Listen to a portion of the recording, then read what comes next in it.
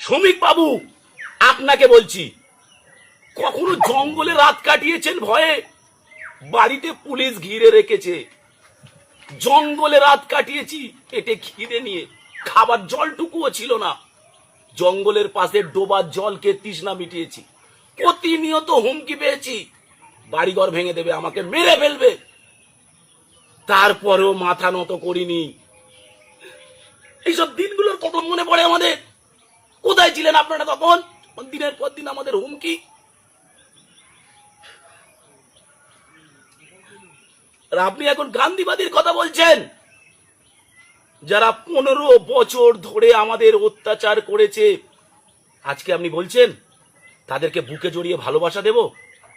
হায় ভাই, তোরের মতো আমরা নই, মেরেছ কলসির কানা তা বলে প্রেম দেব না? এই আপনার নীতি। আজকে আমরা পশ্চিমবঙ্গে কেন করেছি জানেন? পশ্চিমবঙ্গে আমরা কেন লড়াইটা লড়েছি? যাতে পশ্চিমবঙ্গের প্রত্যেকটা ভাই, দাদা, দিদি বুক ফুলিয়ে জয় শ্রীরাম বলতে পারে। সেই জন্য আমরা জীবনের বাজি রেখে লড়াই করেছি।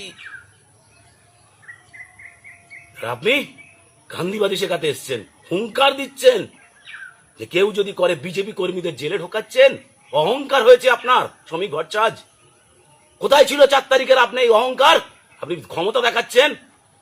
জীবনের বাজি রেখে আপনাদের ক্ষমতায় এনেছি, তাই আর একবার জীবনের বাজি রেখে আপনাদের ক্ষমতা থেকে সরিয়ে। আমাদের লড়াই হিন্দুত্বের লড়াই, আমাদের লড়াই বিজেপির লড়াই নয়। আমরা হিন্দুত্বের জন্য লড়াই করেছি। আজকে কেন পশ্চিমবঙ্গে 200-র উপরে ম্যান্ডেট পাওয়ার পরেও একটার পর একটা হিন্দু ভাইকে কেন খুন হতে হলো? গতকাল শুভেন্দু অধিকারীর পিএ চন্দন দাকে হত্যা করা হয়েছে। কি অপরাধ ছিল? কোথায় ছিল আপনাদের? কোথায় আপনার গান্ধীবাদী নীতি? তাহলে কেন আজকে চন্দ্রদাকে হত্যা হতে হলো শুভেন্দু অধিকারীর পিএকে? হ্যাঁ, আমরা হিন্দুদের বাঁচানোর জন্য লড়াই করেছি। তারপরেও 200-র উপরে ম্যান্ডেট পাওয়ার পরে যদি হয় এরকম সরকার আমরা চাই না। এরকম সরকার, আপনাদের মতো গান্ধীবাদী সরকার। জানেন কোথায় ছিলেন আপনার যখন 2021-এর পরে হাজার হাজার হিন্দু বাড়িঘর ভাঙচুর হয়ে গেছে, হাজার হাজার বিজেপি কর্মী বাড়ি ছাড়া হয়েছে, খুন হয়েছে? তখন তো আপনাদের ফোনে সুইচ অফ ছিল। তখন একবার ফিল্ডে গিয়ে বলতে পেরেছেন? গান্ধীবাদী নিজে শেখাতে পেরেছেন শ্রমিক ভট্টাচার্য? আজকে আপনি গান্ধীবাদী শেখাচ্ছেন।